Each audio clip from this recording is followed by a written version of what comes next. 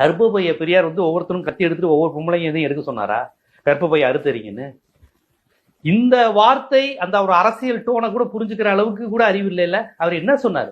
பெண்கள் அதிகமா குழந்தை பெற்றுக்காதீங்கன்னாரு. இதை பெரியார் சொன்னதுக்கு அப்புறம் 60 வருஷம் கழிச்சு இந்திரா காந்தி சொன்னாங்க. கவர்மெண்ட் இன்னைக்கு வரைக்கும் குடும்ப கட்டுப்பாடு பண்ணுங்கன்னு சொல்லுது. பெண்கள் பிள்ளை பெறும் இயந்திரம் அல்லன்னாரு.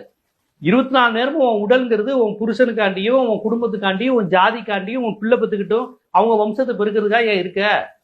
ஒரு குழந்தை பெத்துக்கோ, இல்ல குழந்தை பெத்துக்கணுமா வேணாமாங்கிறது நீ தீர்மானின்னு ஒரு பெண்ணுரிமையா பேசினார்.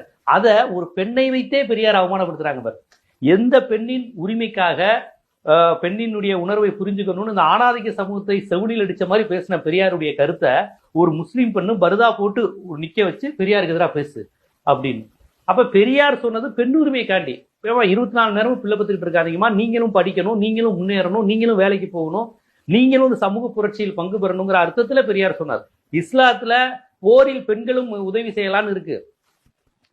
அப்ப நீங்க வந்து எதையாவது சொல்லி பெரியார குண்டக மண்டக பேசி பேசணுங்கிறதுக்காக நோக்கம்தான்.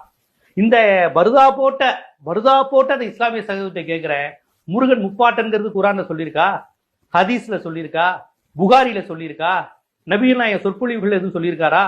அதுக்கப்புறம் அந்த உம்ரல் எதுலையாவது வந்து நம்ம எல்லாருமே முஸ்லீம்கள் எல்லாரும் முருகனுடைய முப்பாட்டன் எங்கேயாவது சொல்லியிருக்கிறாங்களா? முருகன் முப்பாட்டன் ஒரு கான்செப்டை சொன்ன சீமான் வந்து உங்களுக்கு அல்லாஹ் நேர்வழி காட்டுறானா? மறுமையில வந்து இது வந்து சரியான பாதை உங்களுக்கு காட்டுமா? ஏன்னா நீங்க பருதா போட்டு ஒரு முஸ்லீம் அடையாளத்தோட திட்டமிட்டு பெரியார் திட்டிருக்கீங்க. நீங்க சராசரியா திட்டினா போகே.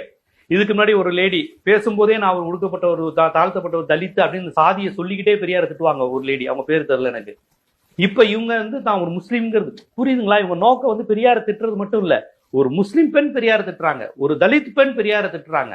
இப்படி சொல்லி திட்ட வைக்கிறது, அந்த சாதி கிட்ட எல்லாம் பெரியார வந்து அந்நியப்படுத்துறது. இதுதான் அவருடைய நோக்கம். உண்மையான நோக்கங்கிறது இது ஒரு RSS அஜெண்டா.